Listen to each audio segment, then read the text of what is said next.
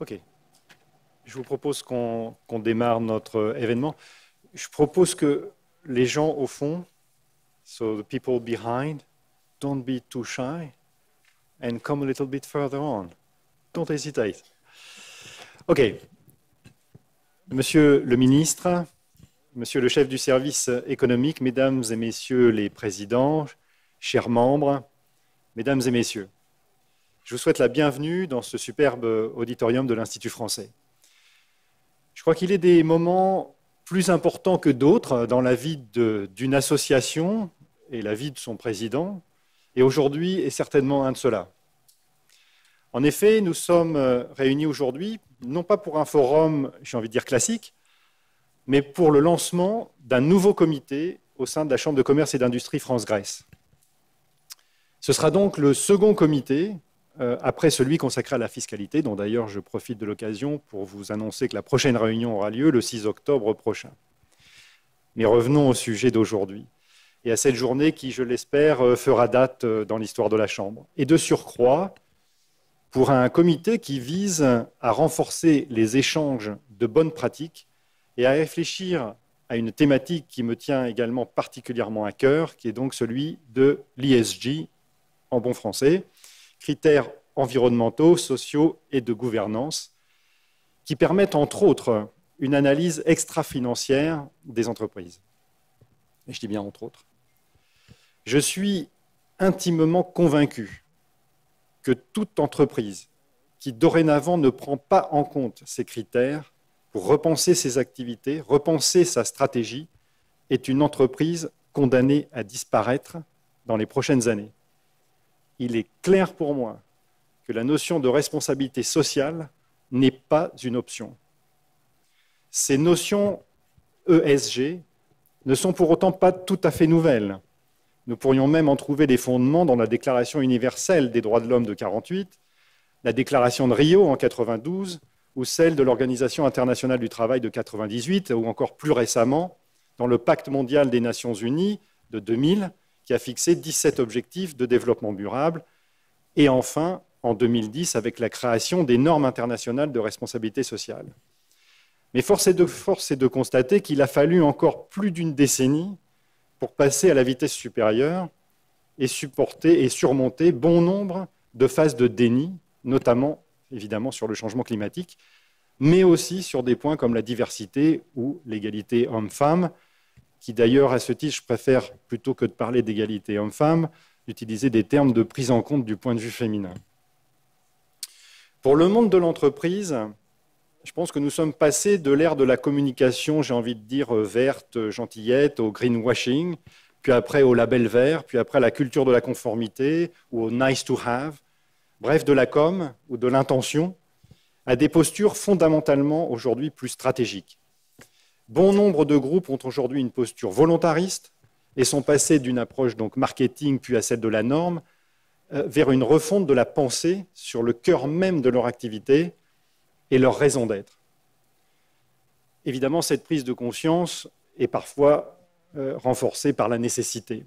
Nécessité évidemment liée à la crise environnementale et écologique, maintenant la crise de l'énergie qui vient se surajouter, et évidemment des demandes issues de la société civile, des nouvelles générations, qui sont beaucoup plus sensibles que peut-être nous l'avons été nous-mêmes, et peut-être pas simplement d'ailleurs les nouvelles générations. Je pense qu'aujourd'hui, dans la plupart de nos entreprises, tous les salariés sont en quête de sens. En France, la loi Pacte de 2019 a posé de nouveaux fondements, avec la possibilité de créer ce qu'on appelle des entreprises à mission.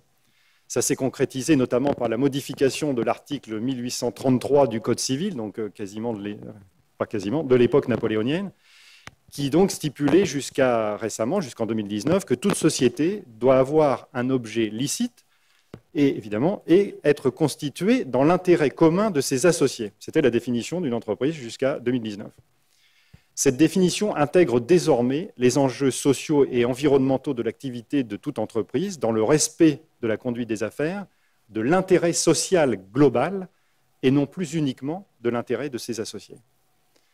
En plus, donc, cette loi a institué la création d'un statut légal spécifique de société à mission dédiée aux entreprises commerciales, coopératives agricoles, mutuelles et assureurs.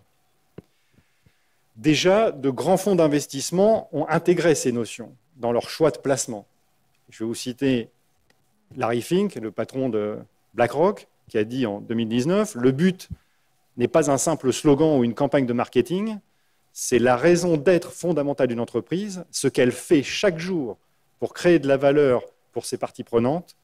Le but n'est pas la seule poursuite de profit, mais la force motrice pour les atteindre. » On peut citer ensuite un certain nombre d'exemples, de bons exemples. Alors, je ne vais pas citer trop, mais Danone, par exemple, en France, a été le premier groupe coté à devenir société à mission, avec pour raison d'être d'apporter une nourriture saine au plus grand nombre. Puis je ne peux pas m'empêcher de citer évidemment Groupama, permettrait ce petit écart.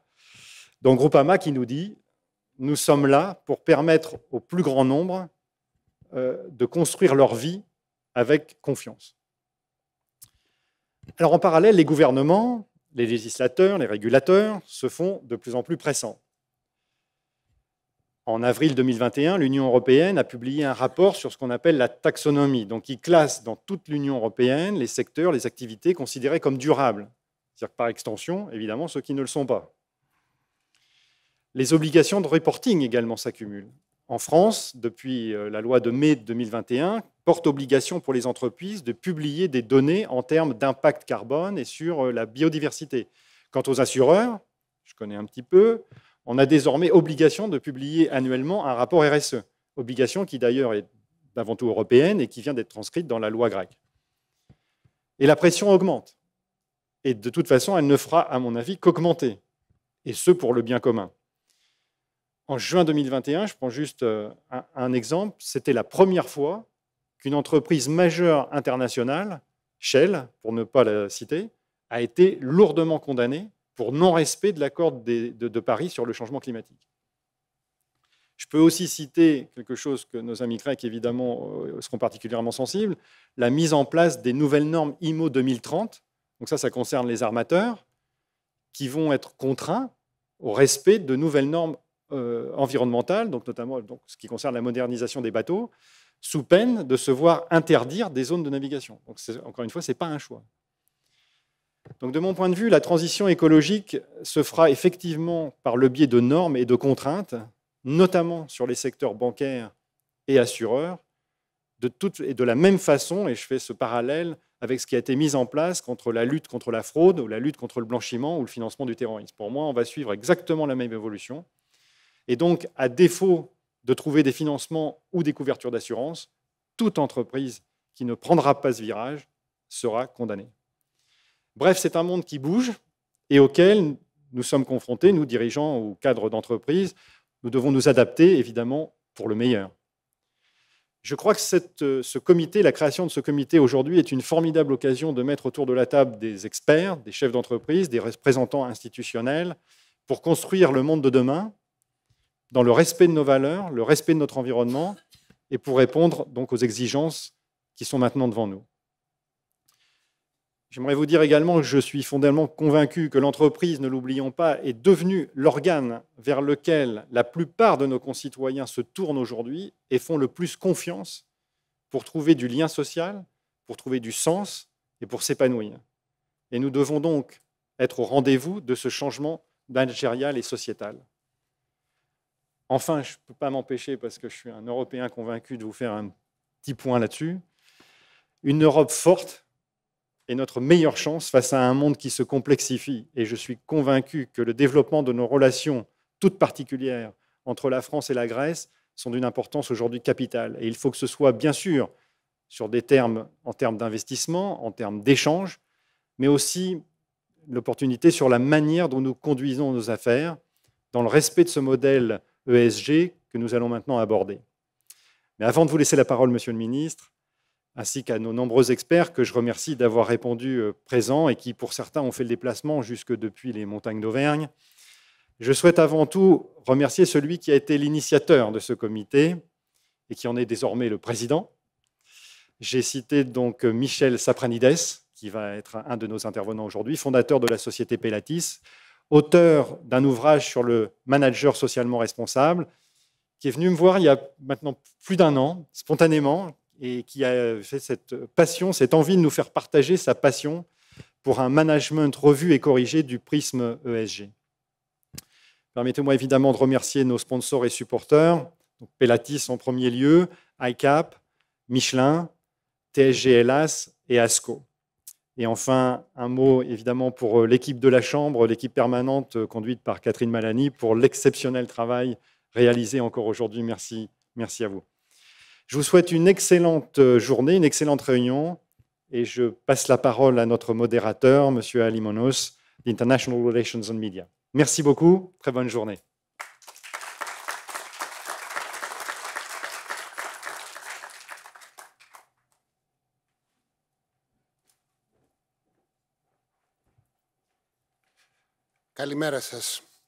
Bonjour, je suis très heureux de me trouver ici aujourd'hui et j'ai le rôle très intéressant de garder le temps parmi les politiciens. C'est intéressant pour moi en tant que journaliste, c'est ma revanche, je dirais. Je suis M. Alimono, je serai modérateur pour ce premier panel. Je ne veux pas m'étendre plus amplement sur le sujet puisque le calendrier est très serré. Et permettez-moi d'inviter sur le podium M. Papathanasis, vice-ministre du Développement et des Investissements.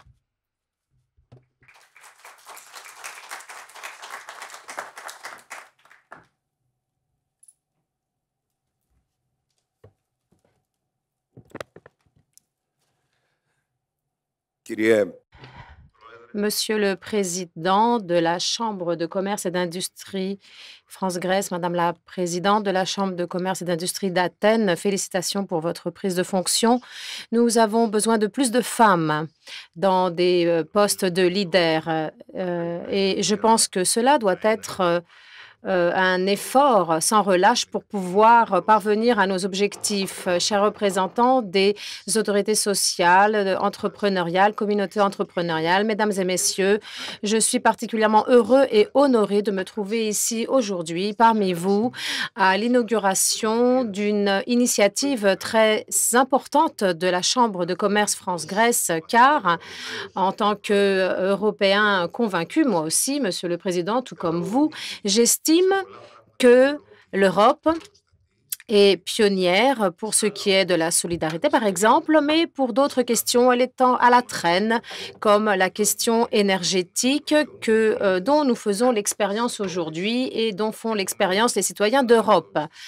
Pour maintenant en venir à la discussion d'aujourd'hui, j'estime que nous sommes en retard pour pouvoir appliquer et consolider les principes et les normes de l'ESG dans le domaine entrepreneurial, puisque ces règles, bien sûr, et ces normes vont aider le développement durable et vont aussi contribuer à améliorer le niveau de vie des citoyens.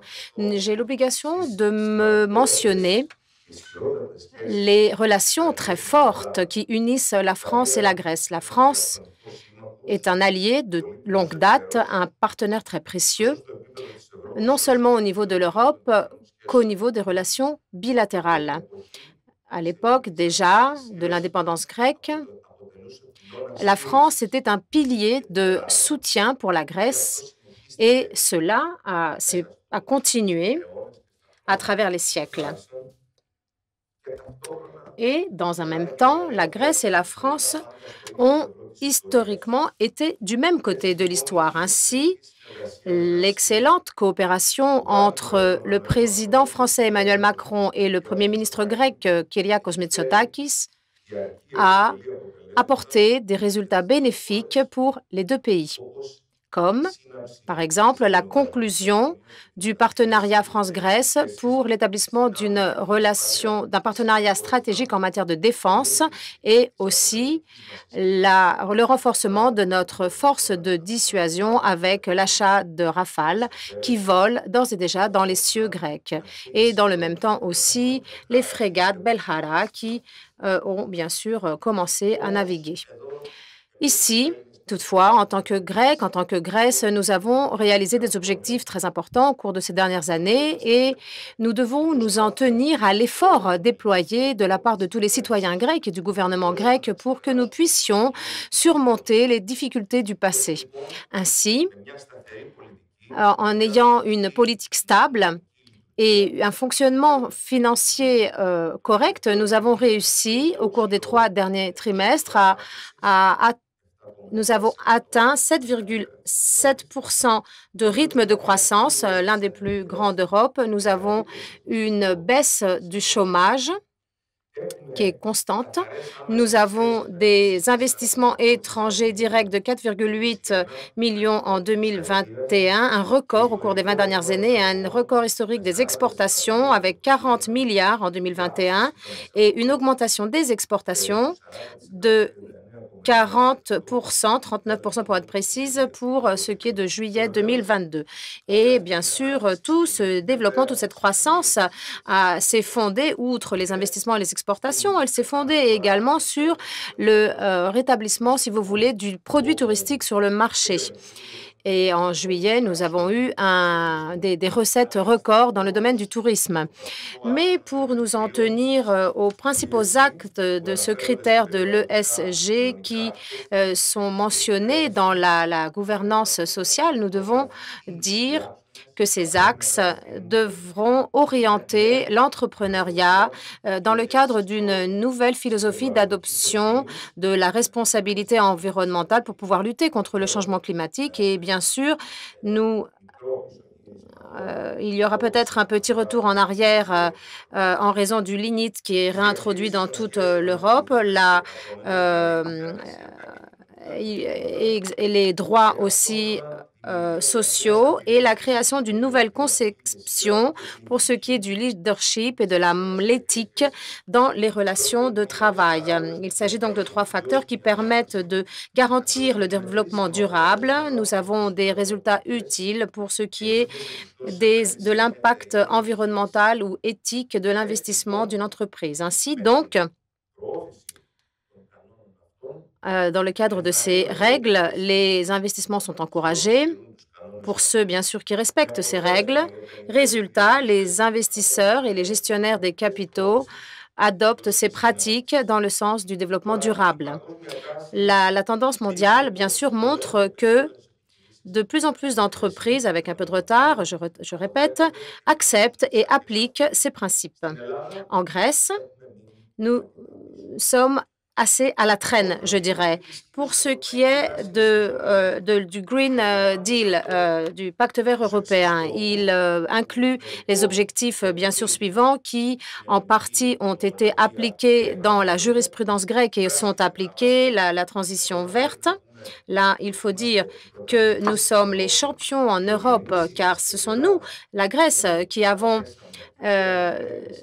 obtenu l'approbation au niveau européen pour le premier programme de la transition verte, la neutralité zéro, durabilité et développement durable jusqu'en 2050. Dans le cadre de l'harmonisation avec les directives européennes, notre gouvernement a d'ores et déjà adopté des initiatives au niveau européen et mondial pour la transition verte et le développement durable jusqu'en 2030. Nous avons commencé avec le plan national pour l'énergie et le climat, qui est le résultat des fruits du gouvernement d'aujourd'hui. Il comporte nos objectifs environnementaux. La loi aussi 4872 qui inclut tout ce plan pour le développement constant de zones comme Florina, Kozani pour la décarbonisation et bien sûr, donc cela touche d'autres régions comme Tripoli et aussi tout ce qui est territorial et qui est le résultat de la revendication que nous avons eue en tant que Grèce, et cela inclut aussi les îles du nord de la mer Égée. La loi aussi 4706 qui concerne la gouvernance entrepreneuriale, la gouvernance d'entreprise.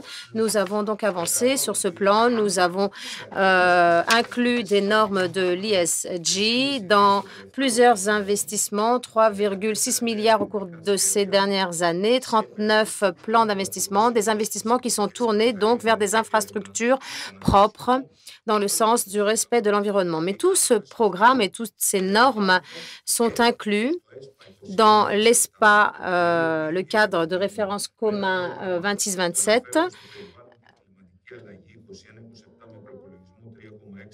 3,6 milliards d'euros est le budget.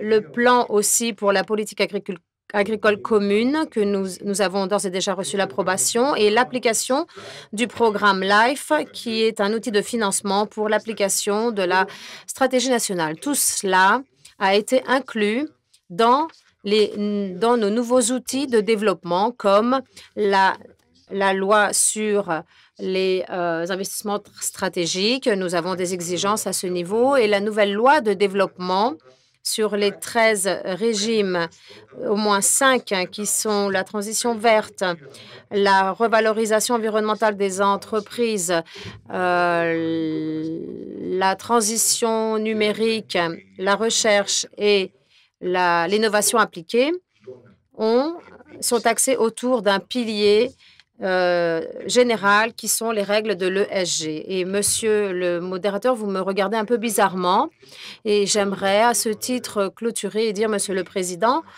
que c'est une initiative exceptionnelle. Je vous félicite. Toutes mes félicitations. Nous avons un long chemin à parcourir. Les entreprises recherchent des cadres, des connaissances, et j'estime que les prochaines années, le débat, bien sûr, sera plus important, mais l'application est quelque chose, bien sûr, qui est beaucoup plus difficile. Il y a des objectifs qui sont quantifiables et mesurables. Il faudra sortir les index, les Key Performance Indexes, les index de performance. Félicitations. Continuez ce travail exceptionnel et sachez que le ministère du Développement sera à vos côtés dans cet effort exceptionnel. Merci beaucoup de m'avoir invité et écouté.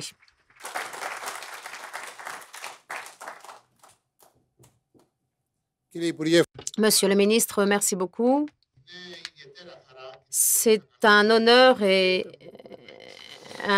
pour moi d'inviter Mme Efraimoglu Kunenaki, présidente de la Chambre de commerce et d'industrie d'Athènes. J'ai eu la joie de travailler avec elle dans le passé et je dois dire que je suis le seul à vieillir. Mme Kunenaki reste intacte.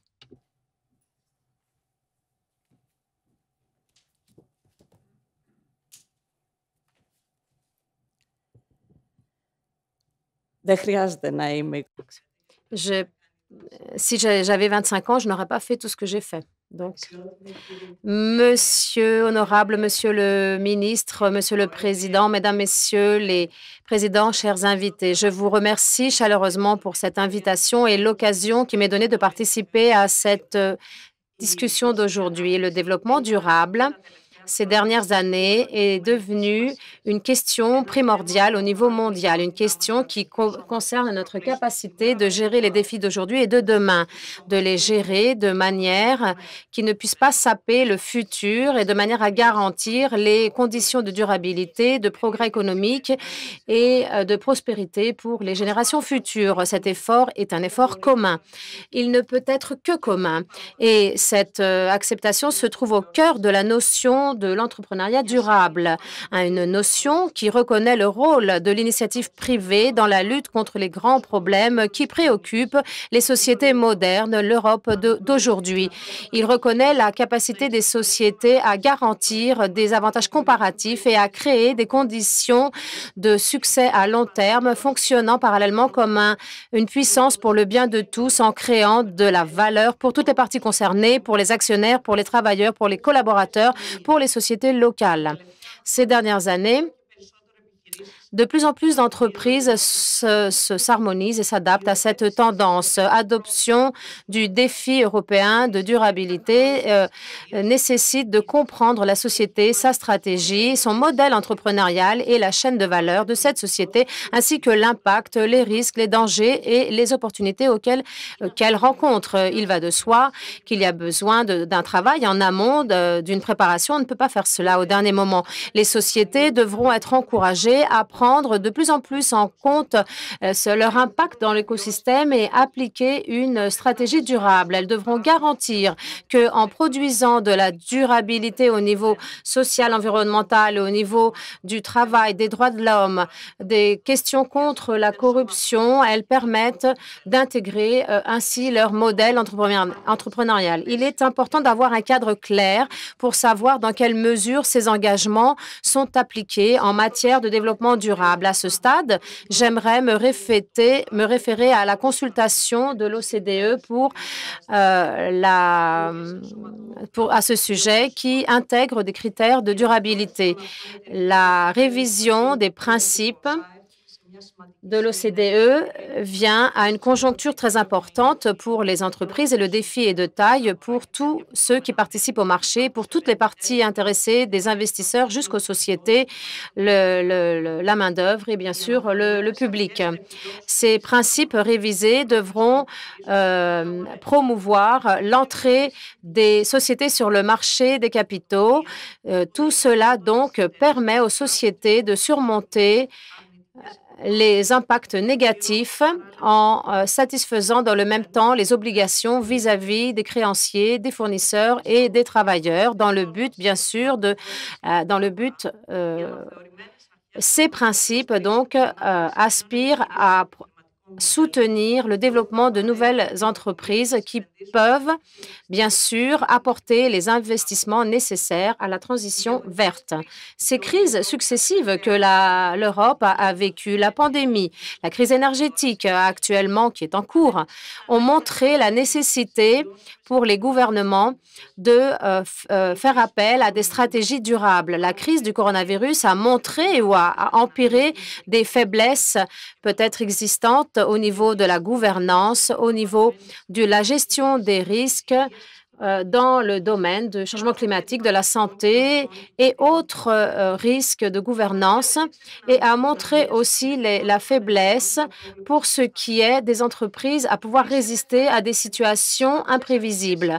Elle a eu aussi cette crise des impacts négatifs sur le marché des capitaux, baisse des sociétés cotées, notamment pour ce qui est des économies avancées. Cela veut dire que moins de sociétés ont pu avoir les capitaux pour pouvoir lutter contre la crise du coronavirus. Pour ce qui est de l'investissement, des financements, pardon, la durabilité telle qu'elle est évaluée par les indices est un facteur important pour pouvoir évaluer les investissements. L'Union européenne accélère sa stratégie pour le financement durable.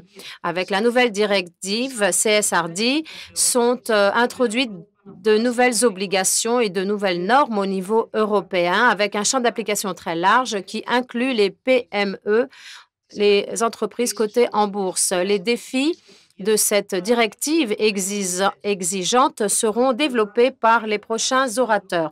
J'aimerais pour ma part dire qu'il est important d'avoir une transparence pour ce qui est des pratiques des entreprises, pour ce qui est de l'environnement, de la gouvernance et des relations avec la société. Et cette lacune doit être comblée avec l'adoption de ces critères qui permettent d'avoir une image beaucoup plus claire, de pouvoir comparer et cela, bien sûr, se reflète dans la notation de la société en question.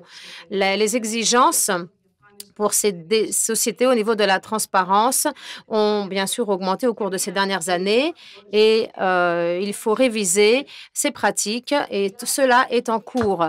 Les agréments des sociétés dépendront dépendront de la question de savoir si ces entreprises en fait satisfont ces exigences. Elles devront aussi connaître le processus de production au niveau des produits, des services.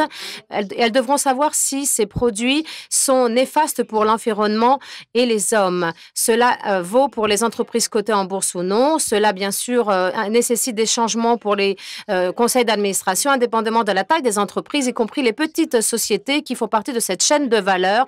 Les sociétés aussi qui entrent dans le champ d'action de la directive ESRD. En conclusion, en tant que Chambre de commerce et d'industrie d'Athènes, nous soutenons activement l'adoption de normes et de stratégies d'entrepreneuriat durable par les entreprises. Nous aimerons attirer votre attention sur l'encouragement et le fait de guider les plus petites entreprises pour qu'elles puissent intégrer ces critères de durabilité dans leur stratégie et dans leurs pratiques quotidiennes. Nous sommes préoccupés, bien sûr, par la formation de ces normes qui puissent, bien sûr, correspondre aux données des petites entreprises. Bien sûr, la formation en temps utile est très important. Le coût de cette formation est important. Et la question pour nous n'est pas seulement que les entreprises puissent s'adapter à des obligations, mais qu'elles puissent former, établir, élaborer des stratégies durables en fonction de leur activité et de leur taille, qu'elles puissent puiser et tirer les profits nécessaires, pouvoir renforcer leur profil entrepreneurial, valoriser de nouvelles opportunités et bien sûr, dans ce domaine, il serait intéressant d'entendre les expériences et les pratiques de la France et de discuter d'idées et de propositions et de collaborations éventuelles au niveau bilatéral et autres. Il est nécessaire d'avancer vers un modèle de développement qui sera durable au niveau environnemental et social. Former, créer des sociétés plus justes, plus inclusives et en mettant en dehors les discriminations. Dans ce cadre, dans ce contexte, la valeur créée et disséminée par tout organisme au sein de la société sera dans le futur un indice très crucial de valorisation de cette entité. Je vous remercie et tous mes succès pour ces travaux d'aujourd'hui.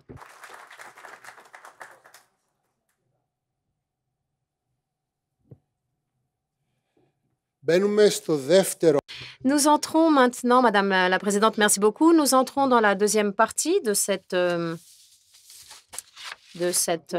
séminaire, de cette conférence, pardon.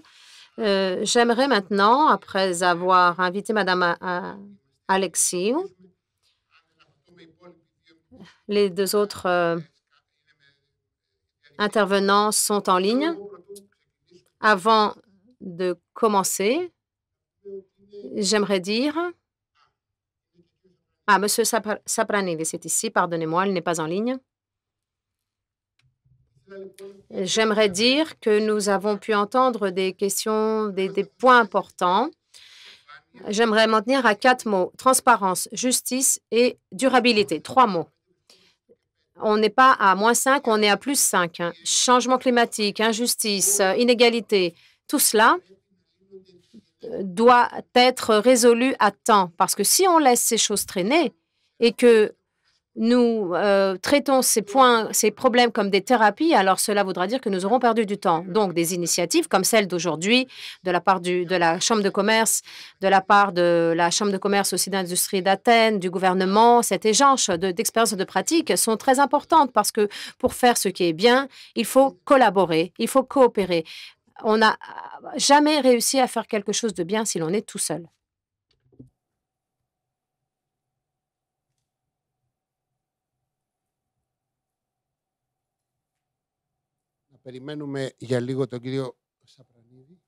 Nous allons attendre M. Sapranidis 2 minutes. La première thématique de ce panel est l'approche de la France et de la Grèce sur les objectifs de développement durable. Et nous allons discuter comment l'ESG est un outil d'amélioration de l'image des entreprises, cadre législatif et certification. Le format est le suivant. Chaque intervenant aura une intervention de quelques minutes. Par la suite, je poserai des questions. Et si nous avons du temps, le public pourra aussi poser ses questions. Les dames d'abord. Madame Alexiou, qui est présidente du conseil d'administration du CSR Hellas. Bonjour. Nous voulons des opportunités égales. Donc, même si les femmes passent d'abord, on peut le faire aussi autrement. Je suis Maria Alexiou, je suis présidente du conseil d'administration de CSR Hellas, une organisation à but non lucratif, 150 membres aujourd'hui, plus de 150 membres. Et bon nombre de nos membres exercent leur activité en Grèce, en France et aussi sur le marché international. En 2000, lorsque CSR Hellas a été fondé, il y avait un petit groupe d'entreprises et de membres aussi comme la Chambre de commerce et d'industrie d'Athènes et l'EVA.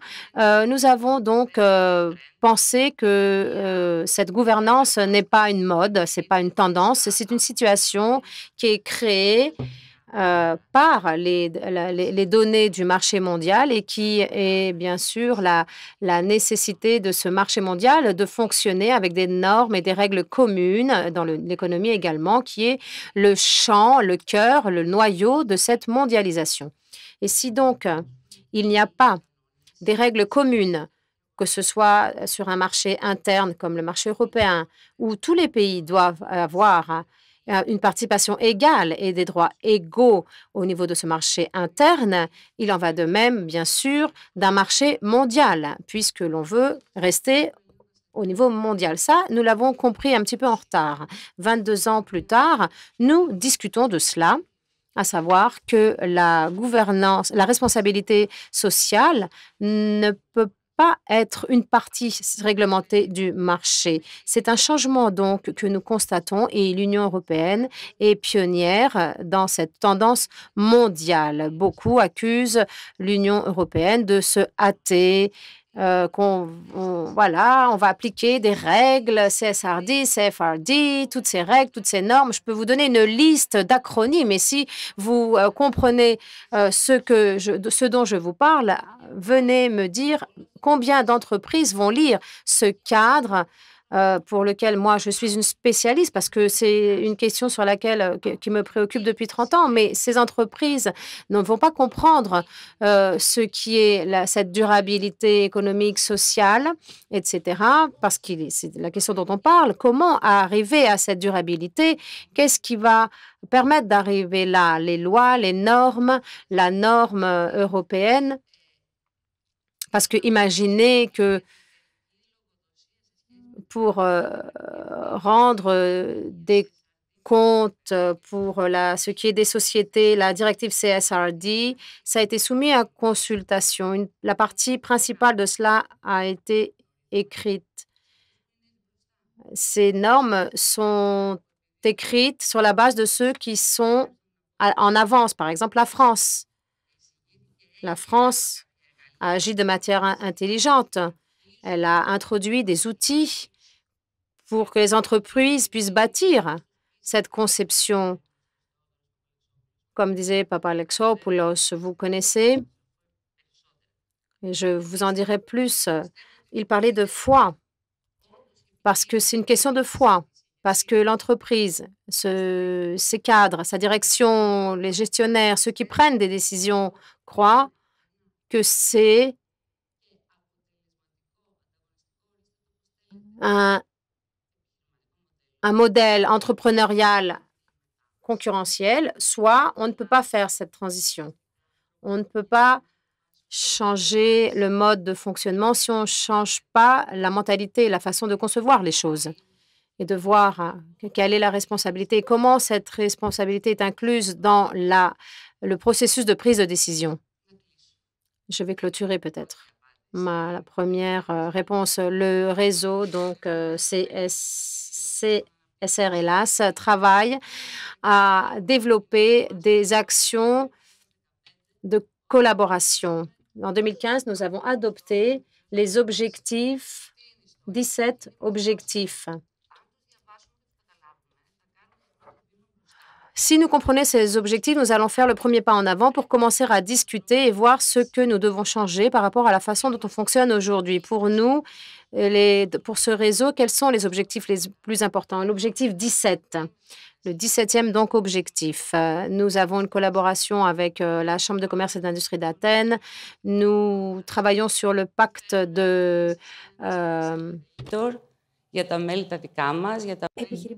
d'entrepreneuriat durable.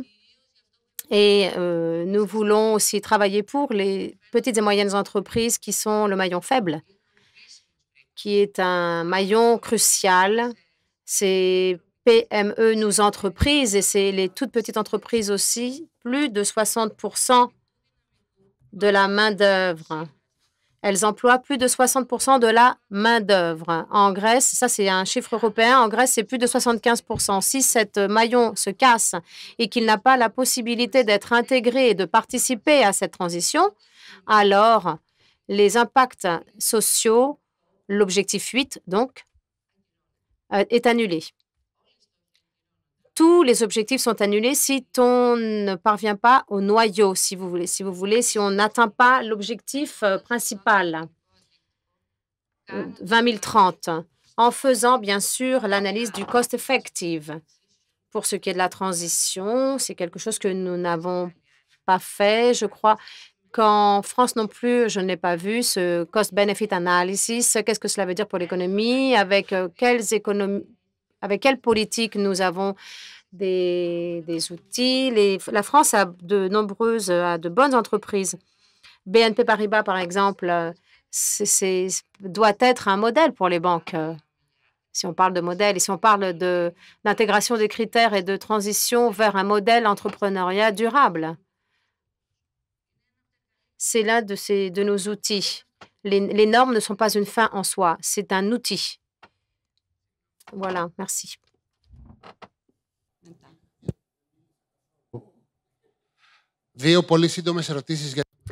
Deux questions très brèves. J'ai beaucoup aimé 3 mots que vous avez utilisés. Donc, transparence, foi et autorégulation. Donc, dans une économie où l'autorégulation ne marche pas, devons-nous avoir de la foi en la transparence pour nous assurer que tout va marcher, à défaut donc de l'autorégulation? Oui, il faut avoir de la foi, la durabilité. La durabilité inclut la responsabilité. À quoi est-ce que je pense pour décider? De quoi est-ce que je tiens compte, à savoir si je dois décider entre l'usage de la lignite ou une autre source d'énergie, parce que tout cela a trait à la durabilité du produit de ma production.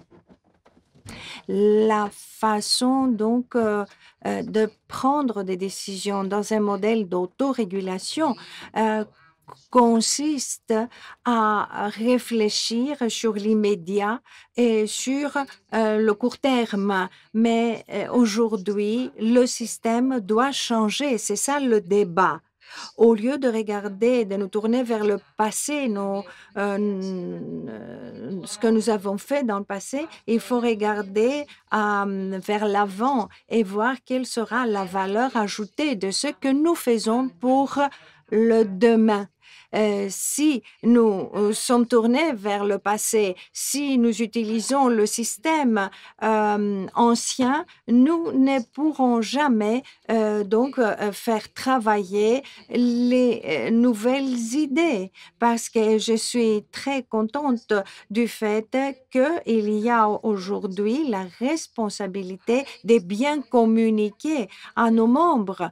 J'ai eu le plaisir de faire partie du groupe qui a préparé la directive volontaire disant que toutes les entités légales, toutes les personnes légales respectent les critères, mais il faut que les critères soient appropriés pour la taille des entreprises. Titan ne peut pas se conformer aux mêmes critères qu'une petite ou moyenne entreprise. Ce n'est pas possible. Donc, il faut utiliser la règle de la proportionnalité. Cette règle va de pair avec toutes les autres règles déjà décrites dans le modèle. C'était les études de cas français que nous avons étudiées pour rédiger les nouvelles normes. Et il faut avoir des normes qui nous permettront d'avoir des données, des éléments comparables. On ne peut pas comparer l'impact des grandes sociétés et des petites ou moyennes. mines. Si vous êtes dans le secteur de mines, vous avez un impact beaucoup plus grand sur l'environnement que si vous appartenez à un autre secteur ou à une autre branche. Donc, il faut que nous, les spécialistes, traduisions ces règles afin que les sociétés saisissent cette occasion pour aller de l'avant vers une nouvelle ère. Et nous devons aussi tous épauler le coût, mais de façon proportionnelle et juste. Parce que quand on parle de transition, il faut parler d'une transition juste. Et cela doit passer par un savoir-faire technique approprié à la taille des entreprises, des sociétés, afin de rendre cette transition faisable et viable pour tous. Et encore une question, est-ce que, disons que vous êtes dans une île éloignée, il y a une dame qui a un café et qui vend un produit pour la moitié de l'année, une variété d'olives, mais qui est localement produite, mais si elle continue à vendre, ces produits vont se perdre. Donc, qu'est-ce qu'elle a comme choix? La durabilité ou changer d'emploi? Oui, c'est un autre objectif de notre réseau. Dans le pacte d'entrepreneuriat durable, il est question de production responsable et de consommation responsable. Moi, je serai le consommateur conscient. Moi, je parle de moi et de la dame aussi, de votre exemple. La dame devra utiliser sa biodiversité locale afin d'initier à nouveau le consommateur à la magie d'autres boissons, par le café que nous aimons bien sûr, mais il faut vendre selon les règles de la biodiversité pour maintenir les gens chez eux. Monsieur Sapranidis, qui est PDG de Pelatis, je le prie de prendre la parole. Bonjour à tous. C'est compliqué de passer après Madame Alexiou. J'ai bu ses paroles, j'ai trouvé ça tellement juste. Je voulais me présenter rapidement. Donc, je suis Michel Sapranides, je suis chef d'entreprise à Paris dans le domaine de la construction et plus particulièrement dans le domaine de l'équipement électrique. Et je voulais remercier chaleureusement mon ami Laurent de m'avoir accueilli il y a un an pour impulser l'ESG au sein de la Chambre de commerce franco-hellénique ici à Athènes.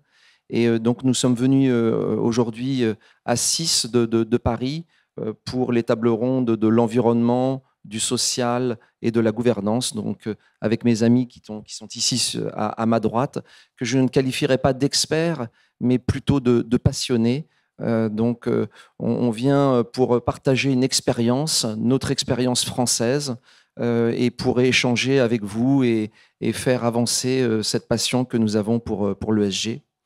Dans mon entreprise, qui est une entreprise d'équipement électrique, nous agissons pour l'environnement beaucoup, puisque on a un impact fort sur l'efficacité énergétique du bâtiment. Le bâtiment est un grand consommateur d'énergie et nous avons également des lois, des décrets qui nous poussent à fondamentalement changer la manière dont on gère un bâtiment au niveau électrique, puisqu'il peut être totalement piloté et géré électriquement. Et c'est un changement qui a été initié il y a quelques années déjà, mais qui va très, très fortement s'accélérer pour, évidemment, diminuer les consommations. Au niveau du social, c'est évidemment, ça le touche toutes les entreprises au sens large. Et ce que je veux dire, et c'est le social qui m'y amène, c'est que l'ESG, selon moi, on en fait depuis toujours, en fait. Et si j'évoque le social, on a parlé de Michelin, qui est probablement dans la salle, qui est un excellent exemple, puisque c'est une entreprise centenaire où le social n'a pas attendu l'ESG pour très très fortement se développer depuis son origine.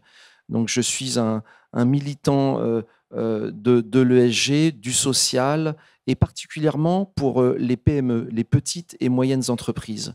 Je rappelle qu'en France et dans toute l'Union européenne, 90% des entreprises comptent moins de 50 collaborateurs. Donc c'est une force incroyable. Toutes ces petites entreprises, ce sont elles qui font largement tourner l'économie, et particulièrement au niveau social. On en reparlera cet après-midi. Et puis au niveau de la gouvernance, mes collègues en parleront cet après-midi, mais c'est malheureusement encore très très peu développé. Donc on parle d'un organe de type conseil d'administration, plus ou moins large, plus ou moins étoffé, qui va venir soutenir le développement de l'entreprise. Et en France, on pense que moins de 10% des PME françaises ont un conseil d'administration ou un organe que je qualifierais de pilotage. Donc beaucoup de retard, mais surtout une très très grande opportunité de pouvoir être soutenu et accompagné dans le développement de l'entreprise. Donc on en parlera largement cet après-midi. Voilà ce que je peux dire en introduction, et bien évidemment je réponds à vos questions et aux questions de l'Assemblée s'il y en a. Merci beaucoup. Et je précise que je suis franco-grec, mes parents sont grecs, donc je parle grec et je comprends très bien, mais je suis plus à l'aise à l'instant de m'exprimer en français. Ευχαριστώ πάρα πολύ.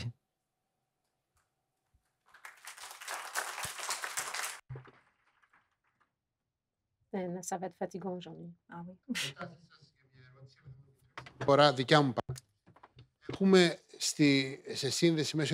Nous avons donc maintenant en ligne Madame Merenda, responsable de projet RSE ISR économique circulaire du groupe AFNOR. Bonjour, Madame. Bonjour. Est-ce que vous m'entendez bien?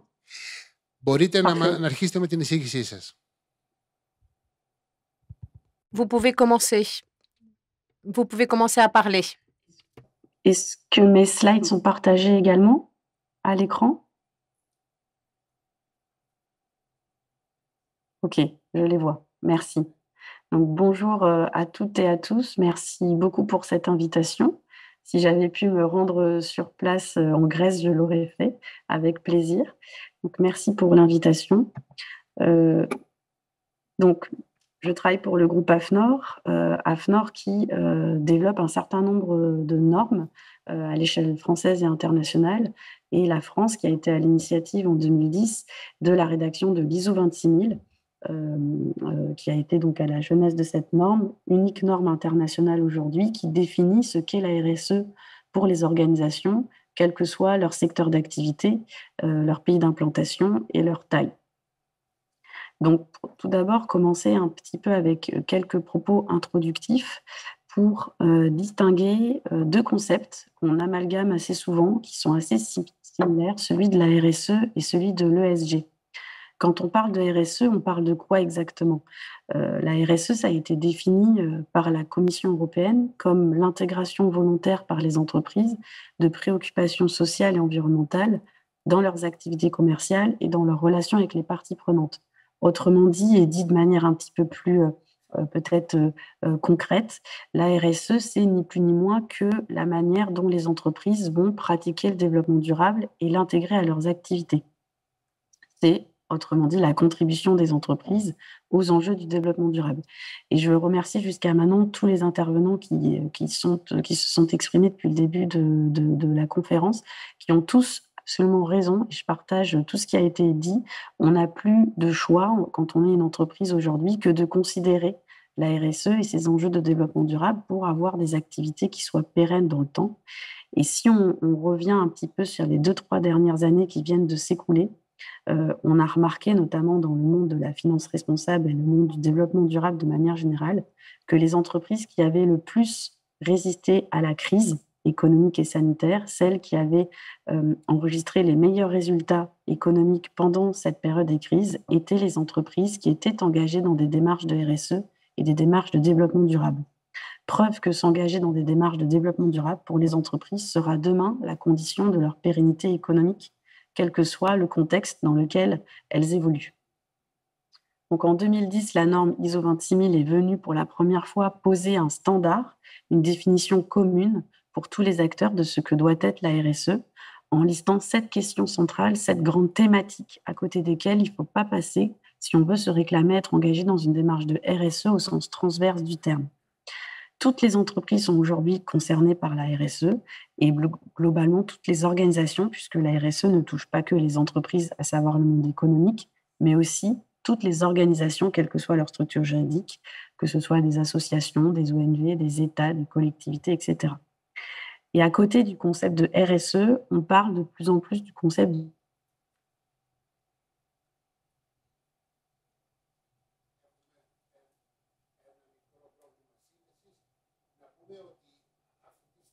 d'investissement. Autrement dit, l'ESG, c'est la façon dont les investisseurs et les acteurs financiers peuvent faire de la RSE dans leurs activités de financement. 2 différences fondamentales qu'il faut avoir en tête. Il faut distinguer, parce que trop souvent encore, l'amalgame est fait, il faut pouvoir distinguer reporting extra-financier, reporting RSE, et démarche de RSE.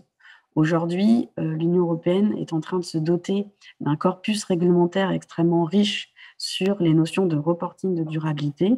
On va en parler notamment avec la CSRD, la SFDR, la taxonomie, mais cela ne concerne uniquement que le volet du reporting RSE. Les entreprises qui veulent avoir des reporting RSE efficaces doivent dans tous les cas s'engager dans des démarches RSE d'entreprise, des démarches stratégiques RSE d'entreprise qui vont embarquer toute l'entreprise de la gouvernance aux opérationnels sur les sites en passant par les managers. Et ça passe par le déploiement de stratégies de développement durable intégrées à des démarches RSE en interne avec des plans d'action, des indicateurs RSE que l'on suit pour atteindre des résultats RSE qu'on se fixe. Donc c'est là toute la différence entre les obligations réglementaires de reporting, autrement appelées hard law, et les incitations un petit peu et les démarches qui relèvent plutôt des approches volontaires, soft law. Petit focus sur la future CSRD. On en a parlé en introduction, plusieurs des personnes avant moi en ont parlé. Aujourd'hui, au niveau de l'Union européenne, la directive NFRD impose déjà à plusieurs entreprises qui dépassent certains seuils de publier annuellement une DPEF, une déclaration de performance extra-financière. Demain, avec la CSRD, plus d'entreprises seront concernées par cette obligation de reporting extra-financier. Aujourd'hui, c'est environ 11 000 entreprises assujetties à cette obligation de reporting extra-financier dans l'Union européenne. Demain, avec la CSRD, ce sera près de 50 000 entreprises qui seront concernées par cette obligation de reporting. Le calendrier d'application de cette directive est lissé dans le temps, de manière à permettre à toutes les entreprises progressivement de pouvoir s'approprier ces directives, ces obligations de reporting pour pouvoir vraiment publier des reportings extra-financiers qui soient efficaces. Il faut, ce que j'aimerais faire passer comme message pendant ces 4 minutes d'intervention qui sont très courtes, c'est un message un petit peu rassurant. Certes, aujourd'hui, les entreprises n'ont plus le choix que de faire du développement durable, n'ont plus le choix que d'essayer de faire, de reporter toute cette performance de développement durable à leurs parties prenantes en externe. Néanmoins, le message que je veux passer, il est rassurant. Il existe énormément d'outils qui existent aujourd'hui pour que les entreprises puissent faire du développement durable. On a parlé des outils réglementaires avec la CSRD, etc., qui vont venir guider un petit peu et donner des lignes directrices aux entreprises qui vont devoir communiquer leurs résultats extra-financiers. Et il existe aussi des outils normatifs, à l'image de l'ISO 26000, qui guident aussi les entreprises et toutes les structures juridiques à faire de la RSE et à intégrer le développement durable à leurs activités. Il existe aussi aujourd'hui, et c'est l'objectif de la table ronde de ce matin, un certain nombre de certifications, de dispositifs de labellisation pour aider les entreprises à déployer leur démarche de RSE et faire en sorte que leur démarche RSE puisse leur permettre de faire un reporting RSE efficace. Ce que je veux dire aussi, c'est qu'il existe dans l'ISO 26000 et dans un certain nombre d'outils de labels RSE, des liens très concrets qui sont faits entre démarche RSE des entreprises et attendus de la directive CSRD, notamment sur le volet reporting. Donc, toutes les entreprises qui sont déjà engagées dans des démarches de RSE, demain, n'auront aucun souci, aucune problématique, aucun frein à produire des reportings de durabilité qui satisfassent les attentes de la future directive européenne CSRD sur le reporting extra-financier.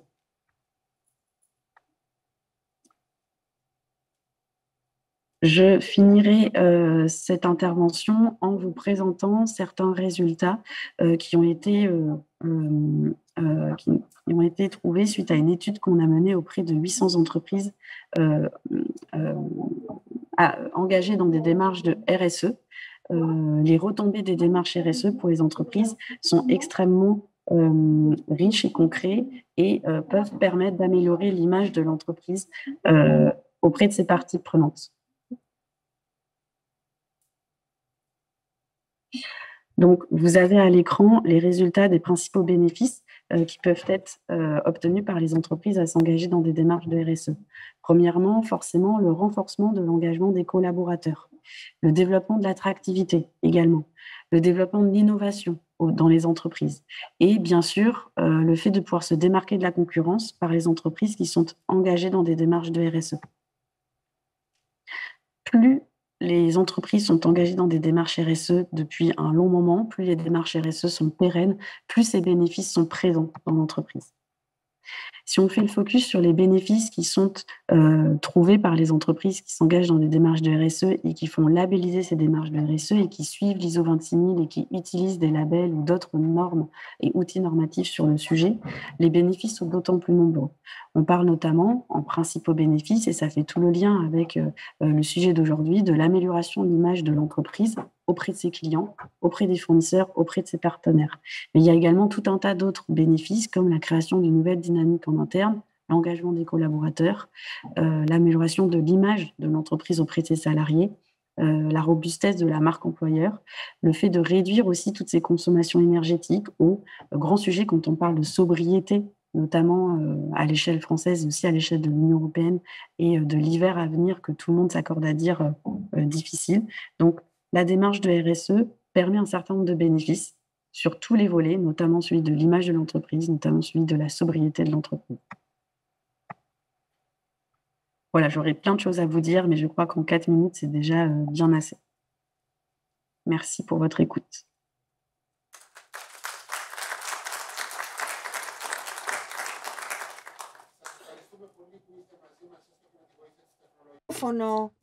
Hors micro, l'intervenant est hors micro. Merci beaucoup d'avoir été avec nous grâce à la technologie. J'aimerais une première question. Les gens entendent parler de RSE, ESG, mais ils se demandent de quoi on parle finalement.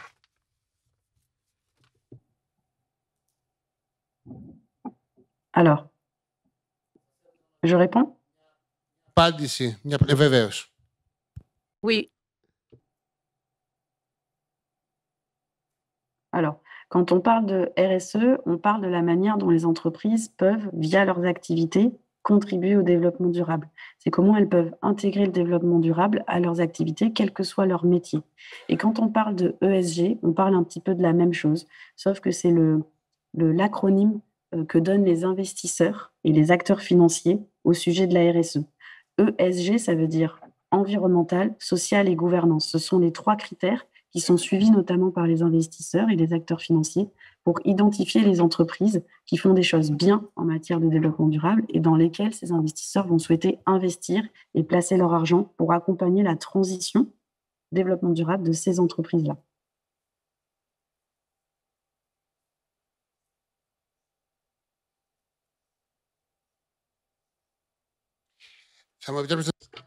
Une autre question, s'il vous plaît, avant de vous saluer, parce que nous savons que votre temps est précieux. La différence entre le reporting et la labellisation. Donc, le reporting ESG et la labellisation. Quelle est la différence? Merci pour cette très pertinente question qu'on me pose tous les jours. Le reporting RSE est une obligation réglementaire. Les entreprises sont obligées, lorsqu'elles dépassent un certain seuil en termes d'effectifs, et un certain seuil en termes de chiffre d'affaires, ces entreprises sont obligées d'effectuer un reporting RSE, c'est-à-dire qu'elles doivent communiquer les résultats RSE et la performance RSE qu'elles obtiennent de manière annuelle dans le cadre de rapports. Ça, c'est le reporting RSE, c'est obligatoire, c'est encadré par des dispositions réglementaires. À côté du reporting, vous avez les labels RSE, les labellisations RSE qui, elles, viennent distinguer les entreprises qui ont des démarches RSE exemplaires et qui décident de faire appel à ces labels RSE de manière volontaire. Il n'y a pas d'obligation réglementaire à s'engager sur des labellisations RSE. C'est là toute la différence entre reporting et labellisation. Ce que j'expliquais dans mon intervention, c'est que les entreprises qui sont engagées de manière volontaire dans des démarches de labellisation RSE sont en général des entreprises extrêmement matures en matière de RSE qui n'auront aucun problème à satisfaire demain les obligations en matière de reporting RSE qui sont en train de se complexifier avec tout le corpus réglementaire CSRD, SFDR et taxonomie qui est en train d'être structuré. Σας ευχαριστούμε πάρα πολύ. Merci beaucoup d'avoir été avec nous et nous espérons que nous aurons l'occasion de vous réécouter en présentiel et que nous ayons plus de temps à notre disposition. Une bonne journée à vous. Merci. Au revoir.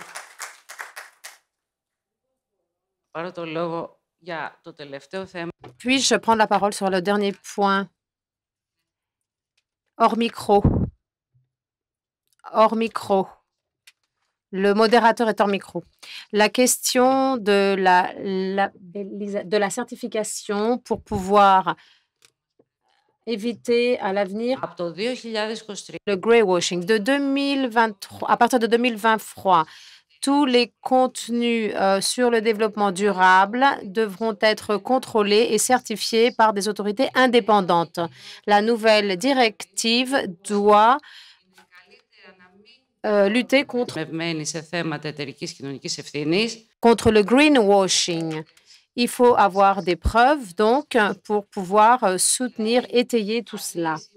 D'accord, la labellisation, c'est bien, mais au niveau des normes, c'est très clair, à savoir que tout ce que nous déclarons en matière d'engagement RSE, nous devrons le prouver et cela devra être certifié par des experts comptables, des auditeurs assermentés à la Bourse des États-Unis. Pour ce qui est des questions de violation de cette norme, cette question donc est très importante. J'aimerais maintenant inviter M. Georgiakis, vice-président exécutif HDB. Et j'aimerais aussi inviter M. Damas en ligne, pardon.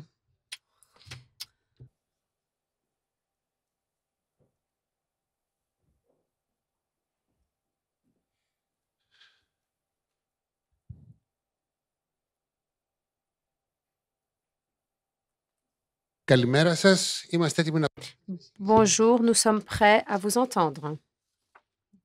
Sans micro.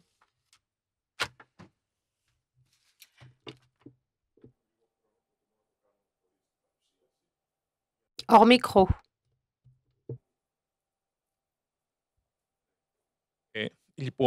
Bon. Il y a tout ce débat donc sur tout cela, RSE. Il y a un an, nous avons décidé à la banque de construire un outil financier qui sera hybride, c'est-à-dire prêt mais qui pourrait être transformé, une partie de ce prêt transformée en grant, en allocation, s'il remplit des critères CSR et innovation.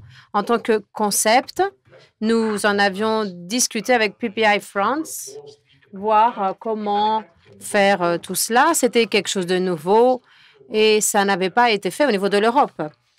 Et donc, on a dit qu'on allait essayer. Et là, nous avons vu les problèmes suivants qui sont apparus. C'est qu'en fait, pour les grandes entreprises cotées en bourse, il y a certains indices et on peut dire certaines choses, mais pour les entreprises PME, qui sont la moelle épinière des entreprises en Grèce, de toute l'Europe d'ailleurs, il n'y a pas des méthodes de mesure, de mesurage. Donc, nous avons fait 2 proof of concept. Nous avons lancé 2 proof of concept dans Elevate Greece, c'est le système Startup de Grèce, et nous leur avons dit que nous voulions travailler sur un proof of concept, sur un outil de mesures automatisées de CSI et de l'innovation. Et de cette façon, nous avons donc choisi les 2 sociétés. Nous avons travaillé pendant 1 année avec ces entreprises. Monsieur Papayoliou,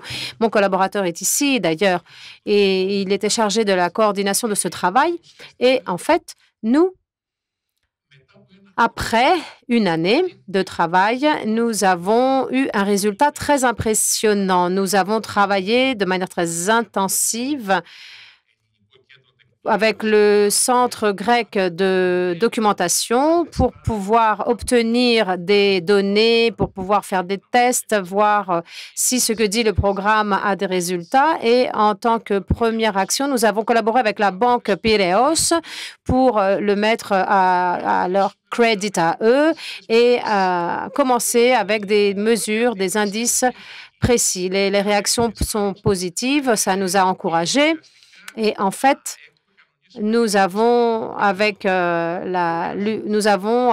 convenu avec l'Association des banques grecques de discuter de ce sujet et voir comment nous pourrions mettre des données non financières qui, en fait, dans la partie évaluation de la capacité d'emprunt des entreprises. Qu'est-ce que nous voulons faire ainsi? Nous voulons augmenter le backability des entreprises et vous donner des éléments, si vous voulez, tangibles, à savoir donner une rémunération, si vous voulez, pour les sociétés qui remplissent les conditions préalables, à savoir une entreprise peut prendre un emprunt jusqu'à 400 000 € auprès de toutes les banques systémiques. Hors Banque nationale, bien sûr, la Banque nationale de Grèce n'a pas participé. Les autres banques sont avec nous dans le programme, comme les banques aussi coopératives. Et en fait, quelqu'un peut faire sa demande. C'est un prêt qui est un prêt de 10 ans, donc jusqu'à 10 ans maximum. Les 2-3 premières années, c'est une période de grâce. Ça peut être ce programme. À la fin de ces 2 ans, avec ce programme que nous avons développé, nous pourrons évaluer les critères innovation et CSG. Si ces critères sont remplis, alors 20% du prêt sera en fait transformé en allocation, en grant. Donc, en fait, celui qui a emprunté devra rembourser le reste, 320 000 et non pas 400 000. Et je pense que c'est un outil très important qui est d'ores et déjà sur le marché. Nous nous apprêtons à travailler avec ce qu'on appelle un pattern fund que nous espérons lancer sur le marché pour investir dans des startups à haut impact et les relier aussi avec les questions de licence et de droit de propriété intellectuelle. Et nous avons aussi fait un travail très important avec PPI France pour ce qui est de la partie réseautage. Il y a Facebook, bien sûr, pour les personnes physiques. Il y a LinkedIn pour tout ce qui est professionnel, mais il n'y avait rien pour ce qui était inter-entreprise. Et BPI France a construit une plateforme, Euroquity. Elle s'appelle comme ça. Cette plateforme, nous avons coopéré là-dessus et nous avons en fait créé notre propre label, InnoAgora, donc en tant que Grèce. Et chaque entreprise peut désormais s'enregistrer, c'est gratuit et elle peut dire, voilà, je veux un collaborateur stratégique, je veux des capitaux d'investissement, je veux un réseau commercial, 30 000 environ entreprises et investisseurs sont sur cette plateforme. Et en Grèce, 500 entreprises. C'est une invitation, bien sûr, aux membres de la Chambre de commerce France-Grèce.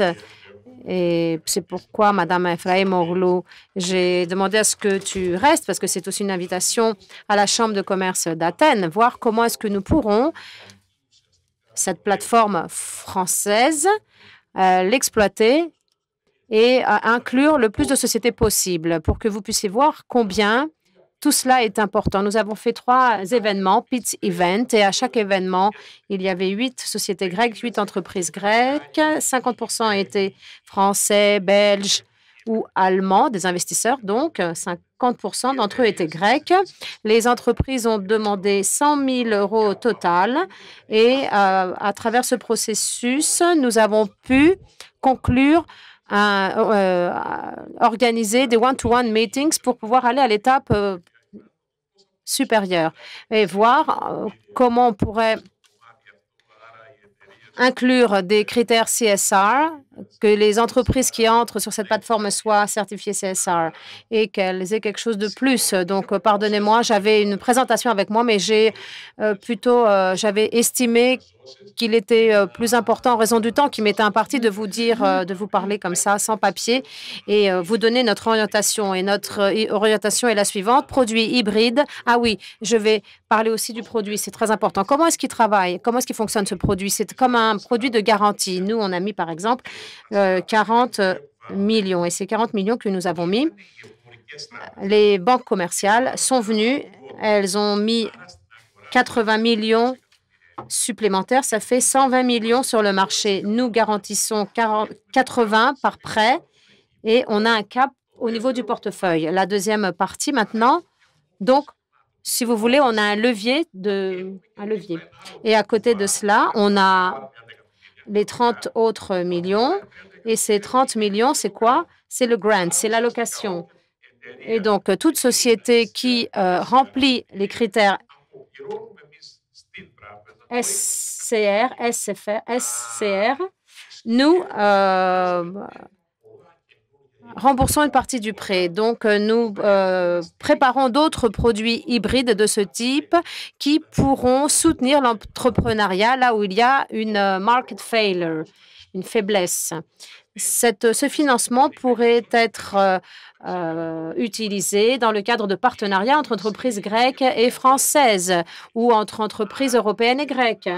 Eureka, le programme Eureka. Je pense que c'est une initiative importante et je pense que c'est là, on se dirige vers ce point-là dans le futur, à l'avenir. L'Europe a vu que les grants ne produisaient pas les effets escomptés. Donc, on va vers une politique de packages plus hybride qui, en fait, associe le grant avec le succès, le grant avec l'échec, le grant avec le prêt, si vous voulez, mais tout cela dans le cadre d'un tissu financier. Merci beaucoup. Merci beaucoup. Permettez-moi, avant de vous poser la première question, j'aimerais appeler ici M. Christodoulakis, un manquement de ma part. Et pour pouvoir alléger un peu cette ambiance, je dirais que si je devais mettre un titre, je dirais qu'un Crétois a sorti le premier dating app pour les entreprises et c'est très, très, très intéressant. Alors, une question maintenant avant d'avancer. Finalement, tous ces produits hybrides, non hybrides, avec critères, est-ce que les PME sont en mesure de comprendre et de les revendiquer? Est-ce qu'il y a des spécialistes sur le marché qui peuvent appeler les sociétés parler avec les sociétés et dire à ces sociétés que pour faire ça, tu dois avoir ces critères et tu dois avoir ce produit, etc. Oui, c'est pourquoi on a mis la carotte, n'est-ce pas? Parce que si la société remplit des exigences, on a la carotte qui est cette partie du prêt. Donc, chaque entreprise aura donc une motivation, si vous voulez, une mesure incitative pour pouvoir de quelle manière elle pourra satisfaire à ces critères. On a mis des critères ESG qui sont assez légers, donc l'empreinte environnementale. En premier, vous étiez ici. Alors, tu étais là au début du projet et après 3 ans, tu es où? Alors, s'il y a des améliorations, oui, tu as droit à ce 20%. Il en va de même pour ce qui est de la partie participation des femmes à des hauts postes de direction. Donc là, si vous voulez, nous avons des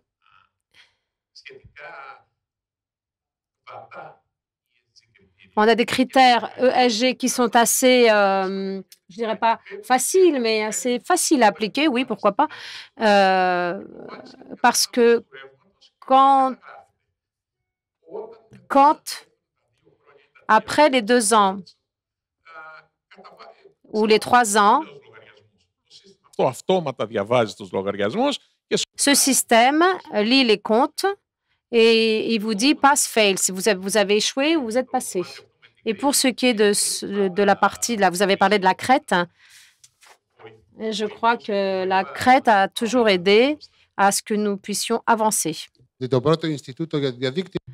Le premier institut pour l'Internet pour le réseau, pardon, était en Crète. Moi, j'aime la Crète, mais vous n'avez rien amené ni à manger ni à boire. Dernière question, réponse en un seul mot. Finalement, est-ce qu'il y a de l'espoir que ces critères SDG puissent devenir un levier de développement, l'impulsion qui permettra de libérer l'esprit d'entreprise, l'entrepreneuriat de ses poids? Le niveau des outils financiers est un levier d'évaluation important. Donc, nous allons vers une voie à sens unique. Que voulons-nous? Non seulement le développement, mais le développement durable. Nous voulons une planète qui existera demain. Détruire la planète et voir après que, OK, on a des entreprises qui ont réussi, mais une planète qui meurt, et alors là, les entreprises mourront aussi.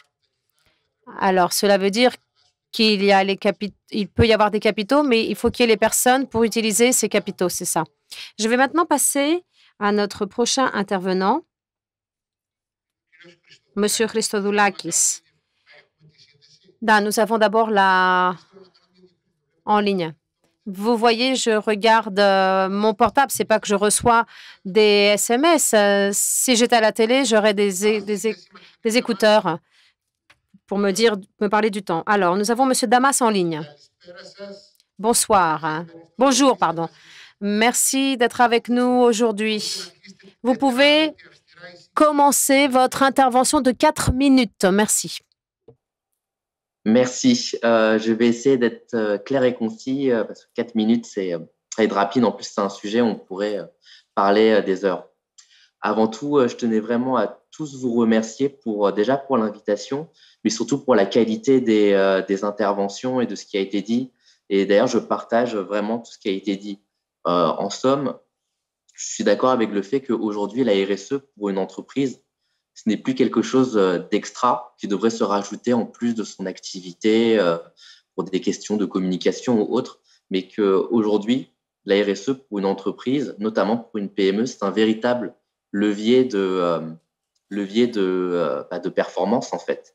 Et d'ailleurs, c'est pour ça que ma présentation, je vais moins l'axer sur les dispositifs, comment se décline l'ESG dans une banque, mais plus sur comment une banque comme BPI France peut accompagner les entreprises vers la transition écologique et énergétique. Donc, je me présente très, très rapidement. Clément Damas, je suis responsable de projet RSE et développement durable au sein de BPI France depuis 2 ans. Alors, qu'est-ce que BPI France? En 2 mots, BPI France ou la Banque publique d'investissement, c'est un établissement financier qui a une mission d'intérêt public.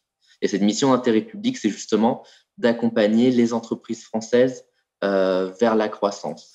Et quand on parle d'entreprise, on parle bien sûr plus de PME.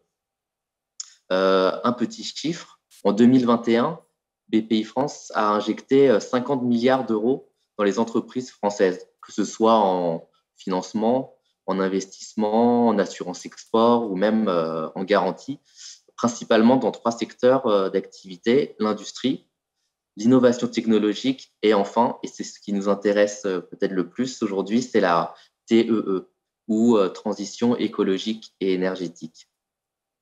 D'ailleurs, je dirais que l'accompagnement des entreprises françaises vers cette transition est devenu centrale. Elle est vraiment intégrée aujourd'hui au cœur de notre stratégie. On atteste par exemple le plan climat que nous avons lancé il y a 2 ans avec la Banque des Territoires. C'est un plan d'à peu près 40 milliards d'euros qui vise justement à faire de notre banque la banque du climat et la banque qui accompagne les entreprises vers cette transition. Donc, comme je vous l'ai dit, cette stratégie, elle se décline de différentes manières. En interne à nos métiers, c'est-à-dire par exemple au moment de, enfin même durant toute la vie d'un investissement, on va intégrer des critères ESG dans la relation qu'on va avoir avec une entreprise investie. En amont, on va procéder à une évaluation des risques et des enjeux environnementaux, sociaux et de gouvernance qui nous permettent d'identifier du coup les enjeux environnementaux et sociaux pertinents à l'entreprise en fonction de son secteur d'activité, de sa taille. Ensuite, cette évaluation va être intégrée au mémo d'investissement, va déboucher sur un plan d'action qui va accompagner justement toute notre relation commerciale avec l'entreprise. Et enfin, je dirais que cette stratégie, elle se décline surtout aujourd'hui dans la multiplicité de notre offre. Et c'est sur ce point que je vais me concentrer. Alors, excusez-moi, j'ai oublié de passer mes slides. Voilà. Alors, concrètement et en résumé, comment on peut accompagner une entreprise vers la transition? Alors, au-delà des produits et services financiers classiques, financement, investissement, garantie, assurance export, en fait, BPI France propose tout un corpus d'outils, de dispositifs qui permettent d'accompagner justement les entreprises vers la transition. Par exemple, on va proposer des autodiagnostics gratuits comme le climatomètre ou le digital learning qui permettent aux entreprises, du coup, en 15 minutes, d'identifier de manière assez générique, bien sûr, les grands enjeux ou de faire un diagnostic sur les risques climat ou même sur leurs propres enjeux RSE de manière assez générale. On propose aussi tout un corpus de formation en ligne gratuite pour les entreprises sur notre site BPI France qui permettent du coup aux dirigeants et aux dirigeantes d'entreprises de monter en compétences sur ces sujets-là. On a bien conscience que lorsqu'on est une PME, on va manquer de ressources, de temps pour vraiment devenir expert de ces sujets-là. Et c'est pour ça qu'en fait, on a pensé tous ces outils. Donc, au-delà des formations en ligne, on propose aussi des diagnostics plus poussés qu'on a réalisés avec des experts, comme par exemple l'ADEME, qui est l'agence nationale qui travaille sur l'énergie. Par exemple, le Diag Ecoflux est un diagnostic qui est réalisé auprès d'une entreprise et qui a pour but de générer des véritables économies en termes financiers, bien sûr, en l'aidant à mieux gérer ses ressources. Qu'est-ce qu'on a d'autre comme produit d'accompagnement? On a le Diag des carbones d'action, justement pour aider les entreprises à faire un bilan carbone, ensuite mettre en place un plan d'action et ensuite, bien sûr, le déployer. Au niveau des ressources, Pardon. On propose aussi ce qu'on appelle le VTE vert. C'est une subvention qui permet à un dirigeant ou à une dirigeante d'embaucher une personne sur une année justement pour travailler spécifiquement que sur ces sujets-là. Enfin, j'ai envie de vous parler des communautés que nous sommes amenés à animer. En effet, on a parlé d'Euroquity et je remercie la HDBI avec qui on a adoré travailler d'ailleurs. On a aussi des communautés dites coq vert, c'est-à-dire une communauté d'entreprises qui sont vraiment dédiées à la transition. Et du coup, au travers de l'animation de ces communautés, on va organiser des événements, on va créer du réseau entre elles, on va créer des synergies du coup indirectement et du coup amplifier le message. Donc voilà, vraiment le message que je voulais faire passer avec cette courte intervention, c'est que une entreprise, bien sûr, au-delà d'un accompagnement financier, a aussi besoin d'un accompagnement technique, j'ai envie de dire. Et c'est ce qu'on essaye vraiment d'apporter. Donc, s'il y a des questions, s'il y a encore des questions ou si vous avez besoin de clarification, surtout n'hésitez pas à me contacter après cette journée. Voilà, je vous remercie.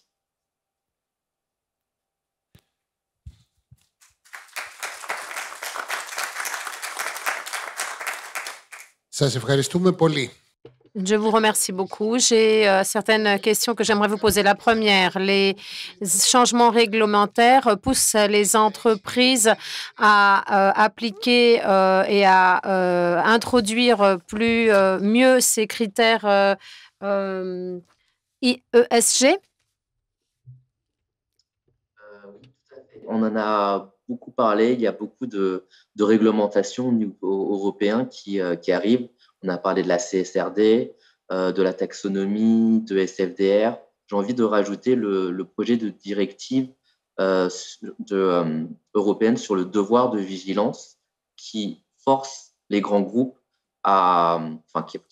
qui les responsabilise quant aux incidents environnementaux ou en matière de droits de l'homme dans leur chaîne de valeur, c'est-à-dire dans les relations que les grands donneurs d'ordre peuvent avoir avec les fournisseurs. Tout ça pour dire qu'en effet, il y a tout un ensemble de réglementations qui vont forcer directement ou indirectement les entreprises à revoir leur stratégie RSE.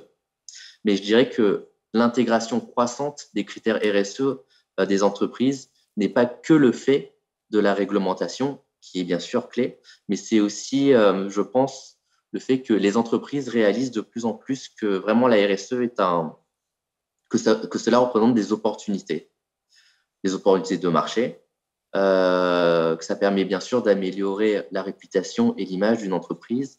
C'est aussi un facteur d'attractivité, mais aussi de rétention des salariés.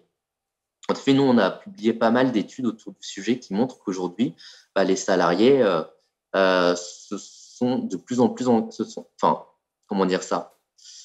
sont de plus en plus engagés dans leur entreprise parce que cette dernière, justement, est engagée sur la thématique de la RSE.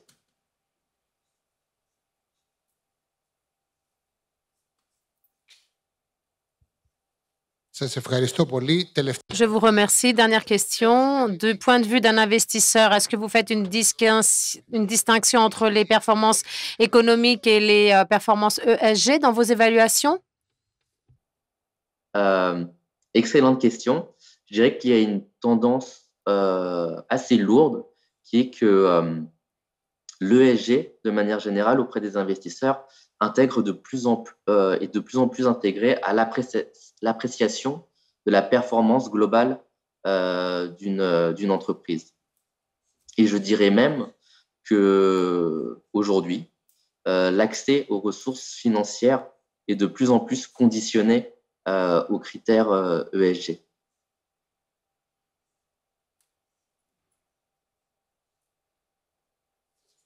Je vous remercie beaucoup.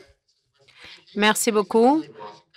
Monsieur Georgiakis, qui est sur le podium, aimerait vous poser une question si vous voulez bien rester encore une minute avec nous. Ναι. Je serai en France, à Paris, avec l'équipe de Pascal Lagarde. Donc, je vous prierai, si cela est possible, d'organiser une rencontre pour qu'on puisse se parler. Vous comprenez que le Dating App fonctionne aujourd'hui. OK, on a conclu un rendez-vous. Maintenant, si je conclue un investissement, j'aimerais avoir ma part, hein, Monsieur le Président. Monsieur le Président, un peu de tolérance, s'il vous plaît. Je sais que j'ai dépassé un peu le temps, mais on est en Grèce et vous savez, en Grèce, on est flexible. Monsieur Christodoulakis, vous avez la parole.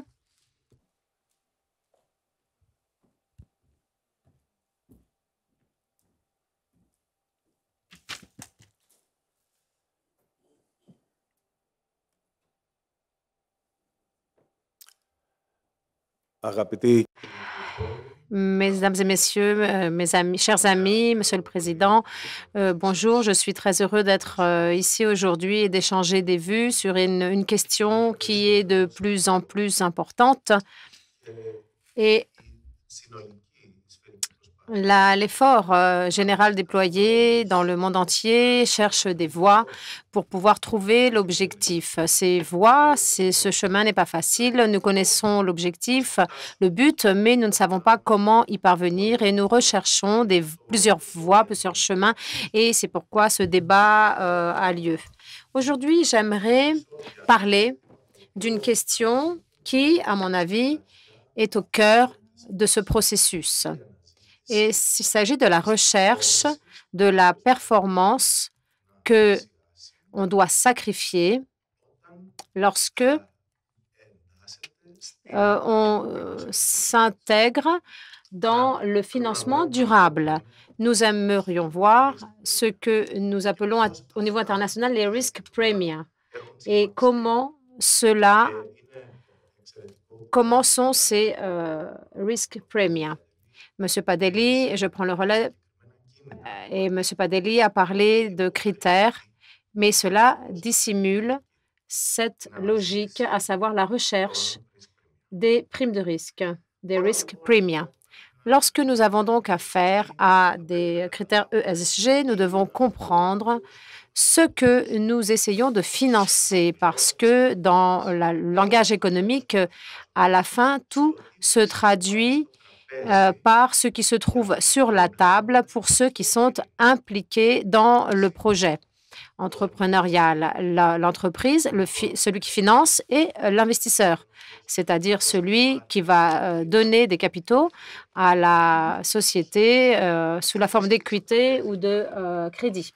Alors, ce qui se trouve donc sur la table et de quelle façon il prendra ses décisions pour pouvoir conduire la société à une économie durable par le biais d'un financement durable. Vous savez, le financement durable est nécessaire, est une condition nécessaire, mais pas suffisante, mais c'est une condition nécessaire. Si cela ne se produit pas, alors il n'y aura pas de financement durable. Mais si cela se produit, alors nous avons la possibilité d'arriver à un moment donné à une économie durable. Le financement donc durable est un outil nécessaire et nous devons essayer de comprendre cet outil pour qu'il puisse jouer son rôle. Et s'il joue son rôle, alors nous avons des chances d'arriver à l'économie durable. Et à ce stade, j'aimerais que nous voyions quelle est la situation actuelle, comment les marchés répondent aux critères ESG, parce que cela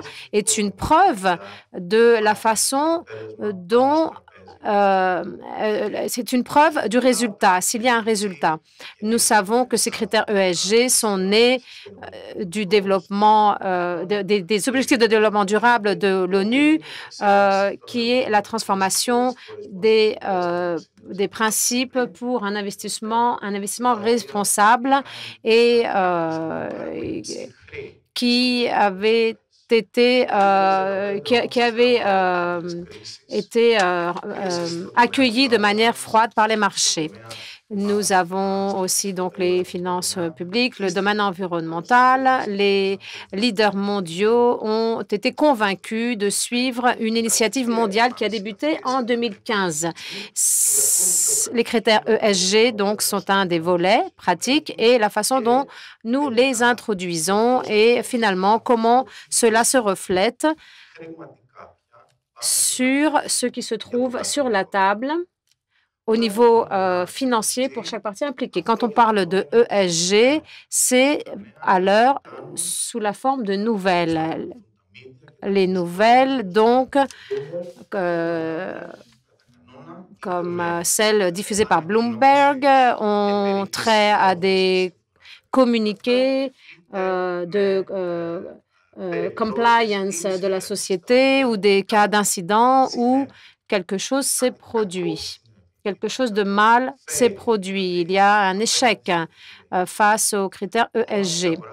Mais le marché n'a pas encore clarifié ce que sont ces nouvelles. Il y a donc des études internationales qui sont menées et qui identifient cela. Et ce qu'on a trouvé, c'est que souvent, des nouvelles positives ESG conduisent à une baisse de la participation. De l'action, pardon, pas de la participation.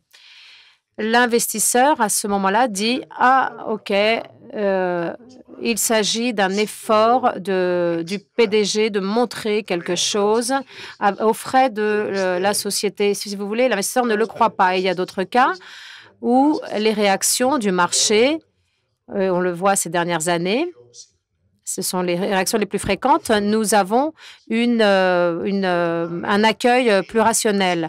Ces nouvelles positives sont en fait associées à des tendances positives et vice-versa. Quel est le problème là? Le problème, c'est que ce genre de fluctuation, c'est-à-dire l'augmentation du prix des actions ou réduction, c'est à court terme. Ce n'est pas un choc, si vous voulez, qui vient pour rester. Si vous voulez, une grande nouvelle positive conduira à une évolution positive du prix de l'action. Cela va donc durer quelques jours, quelques semaines, et après, il y aura une descente, une réduction au niveau connu. Donc, si vous voulez, cette insistance autour de tout cela, c'est à court terme pour l'instant.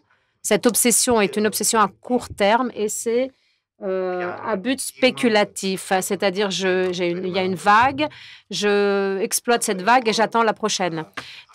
Nous avons donc des asymétries, si vous voulez, des asymétries qui ont à faire avec la façon dont, de part et d'autre, cette nouvelle est évaluée et aussi une asymétrie par branche parce que chaque branche et dans chaque pays, la façon dont les investisseurs répondent diffère donc de pays en pays et de branche en branche, de secteur en secteur. D'un autre côté, nous avons aussi le cas des créanciers. Les créanciers, eux aussi, devront rechercher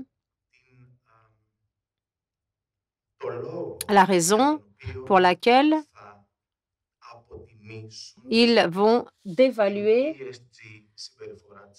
le comportement ESG de la société. Et là, sur les marchés financiers, nous avons introduit de nouvelles conditions, le Credium, Govium, Socium, qui sont un discount, si vous voulez, une réduction que l'investisseur ou la banque est disposé à offrir au taux d'intérêt pour pouvoir financer cet investissement, cette activité, cette société. Est-ce que cela existe en vérité? Si cela existe, sous quelles conditions? Quelle est la durée? Et bien sûr, quel est le volume, l'ampleur de tout cela? Les indications que nous avons au niveau international, c'est que dans certaines catégories, comme par exemple une grande étude aux États-Unis, quand on parle d'obligations qui sont municipaux, qui concernent donc la municipalité, le greenium qu'offre le marché est de 0. C'est-à-dire que statistiquement, il n'y a aucune différence par rapport au 0. Il y a des petites fluctuations, si vous voulez, mais statistiquement, elles ne sont pas importantes. D'un autre côté, quand on parle de l'espace corporate, alors là, on trouve qu'il y a une prime de risque, risk premium donc, celui qui finance offre comme discount, comme réduction, mais qui est assez minime. C'est peut-être assez important du niveau statistique, mais donc, par exemple, s'il donne un financement à 5%, il donnera ce financement à 4,8 ou 4,9. Statistiquement, c'est important, mais c'est petit, ça demeure petit.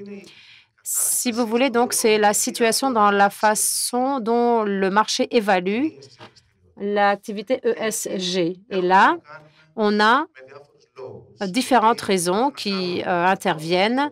La façon, premièrement, dont les investisseurs et les créanciers pensent et réfléchissent, c'est aussi cela à voir avec le niveau et la clarté de l'information qui existe. Pour quelles raisons peut-on observer une telle prime de risque que, par exemple, pourquoi peut-il être amené à acheter une obligation plus chère, ce qui correspond à un financement moins cher pour la société? Pourquoi? Parce que le taux de la banque serait peut-être plus bas. Une autre façon, on pourrait expliquer cela et dire que provisoirement, sur le marché, il y a un mismatch une incohérence entre l'offre et la demande, si vous voulez. Ça peut être une explication. Et par conséquent, les puissances du marché, l'arbitrage, viendra éradiquer cette situation. Une deuxième explication serait qu'il y a une internationalisation de facteurs extérieurs. C'est comme si on adoptait l'agenda global pour l'environnement, le social et la gouvernance et tend à se comporter en fonction de cet agenda. Mais la société n'est pas là pour cette raison. La société est là pour survivre et pour produire des richesses à ses actionnaires. C'est en premier lieu, c'est ça. Et le reste, ça vient après. Donc, si son comportement s'adapte à cela, les bénéficiaires, ce sera toute la société. Et cette mentalité n'existe pas encore. Nous serions dans un jardin d'anges si cette mentalité existait, mais nous avons beaucoup de chemin à parcourir. La plupart des entreprises regardent d'abord leur survie, après leur survie, puis les bénéfices, puis après le bien commun. Donc, si vous voulez, que les motivations sont telles que cette explication n'est pas viable. Une autre explication est que cette prime que nous voyons sur le marché et qui est importante mais petite pour le moment, a à voir avec les préférences. Donc, il y a des raisons psychologiques ou autres, réputation et autres types de bénéfices qui ne sont pas économiques et pour lesquels une entreprise se comportera comme ça et qui pourra toucher une prime comme celle-là. Mais dans une économie libre qui est conduite, qui est axée par ce qui restera à la fin sur la table, cela sera supprimé par le processus d'arbitrage. Que reste-t-il? Il reste ce qui concerne réellement le résultat final, c'est-à-dire l'argent sur la table. Et là, on a deux canaux. Un, on a l'intervention étatique, l'intervention du régulateur qui viendra et qui dira « si vous ne vous conformez pas à ce comportement, si il y a si un tel mal se passe, alors tu devras subir ce coût. » Et donc, pour ne pas avoir cela, l'entreprise touche un discount. Et l'autre vient et dit, moi, en tant que pays, pour pouvoir promouvoir cela, je vais venir et je vais financer l'initiative de M. Dodds, par exemple, de sorte que s'il atteint ses objectifs ou si tu es moins dangereux que d'autres, alors tu pourras toucher la réduction et moi, je le finance en tant que gouvernement. Et dans ces deux cas, alors, ce qui arrive sur la table, c'est un financement indirect du contribuable, de la société. Et donc, cela ne peut pas se produire toujours. C'est durable, si vous voulez, parce que si ça arrive, ce sera efficace, mais ce n'est pas effective.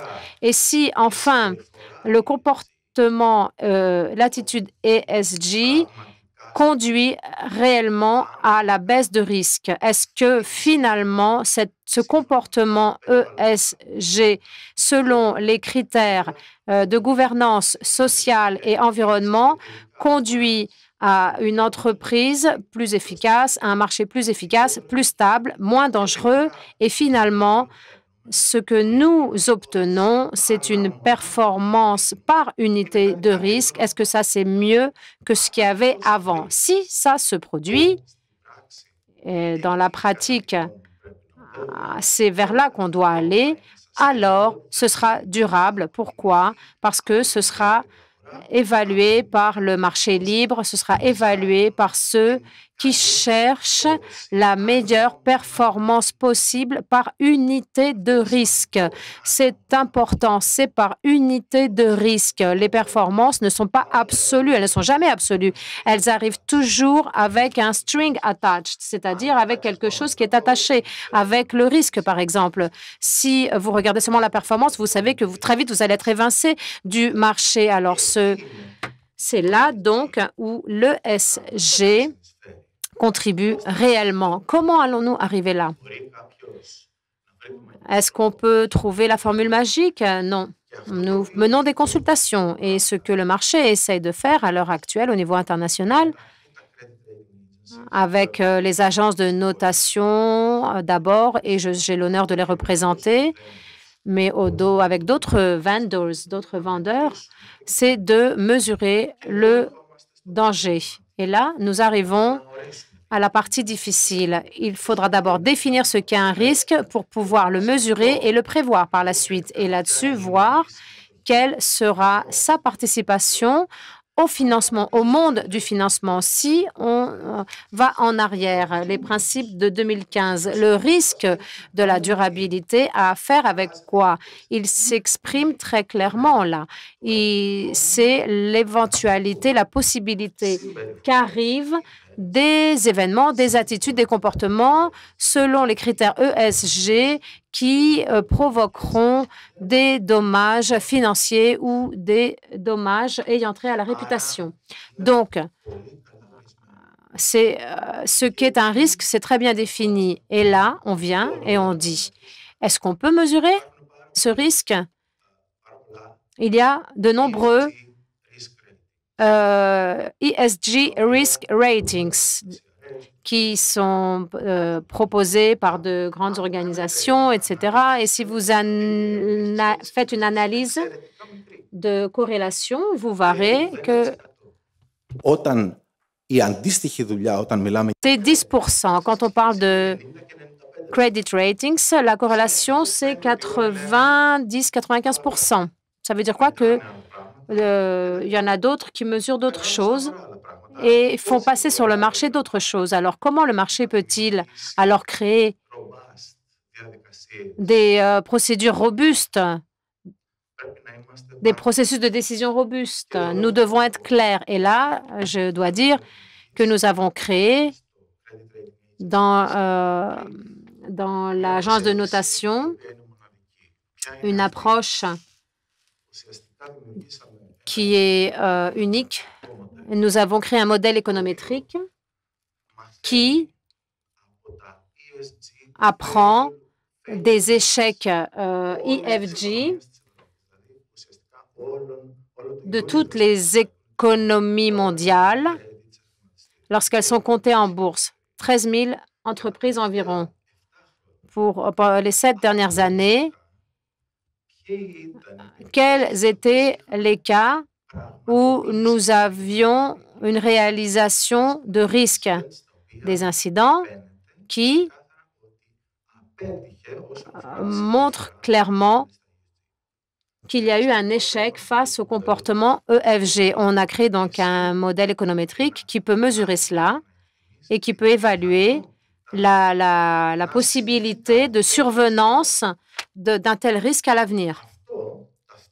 Dans le même temps, par un deuxième calcul, une deuxième mesure, une deuxième note qui permet de mesurer la note d'exposition à un tel risque pour une entreprise donnée. Premièrement, on a la possibilité que cela arrive et deuxièmement, l'exposition au risque. Et ces deux éléments créent l'image globale sur ce qu'est le dégât, le dommage attendu, escompté. Et là, arrive un outil qui va au cœur de la prise de décision. À partir de là, il y a bien d'autres questions. Peut-être qu'il faut clôturer. Oui, nous laisserons ces points pour une autre fois. Merci beaucoup.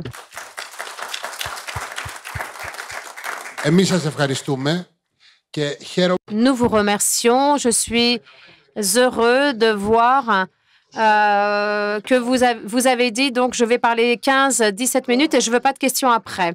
Voilà, maintenant le programme. Nous allons faire 3-4 minutes de questions du public, puis une pause café, pause cigarette.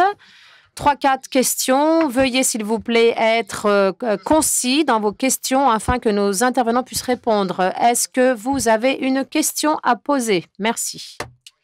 Non? Peut-être que je pense que vous voulez fumer.